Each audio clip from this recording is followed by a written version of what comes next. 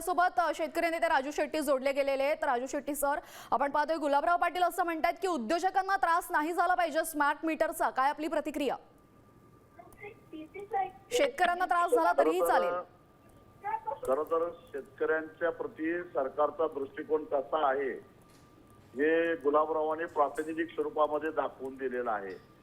एक तर शेतकऱ्याला दिली जाणारी जी वीज आहे ती उरली सुरली कुष्टी खरकटी वीज दिली जाते, कारण विजेचं वाटप सगळ्यांना झाल्यानंतर उरलीत तर शेतकऱ्यांना दिली जाते, जी कमी दाबाची असते निकृष्ट दर्जाची असते।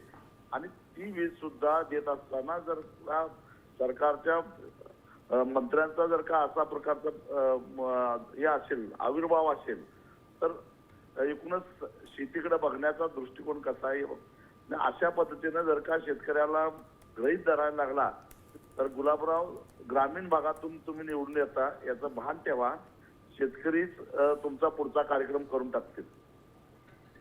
जी धन्यवाद राजू सर, आपण दिलेल्या सविस्तर उत्तराबद्दल। आपण पाहतोय गुलाबराव पाटील यांनी हे विधान केलेलं आहे आणि सर्वसामान्यांना त्रास झाला तरी चालेल, बघू आपण त्याचं काय, मात्र उद्योजकांना त्रास होता कामा नये असं विधान यावेळेस गुलाबराव पाटील यांनी केलेलं आहे आणि अतिशय चीड आणणारं हे विधान असल्याचं राजू शेट्टी यांनीही म्हटलेलं आहे। विरोधक असलेल्या सुषमा अंधारे यांनी सुद्धा या संदर्भात चांगली खळपट्टी काढलेली आहे। आधीच जे उरलं सुरलेलं आहे ते शेतकऱ्यांना देतात आणि त्यामध्येही असं विधान।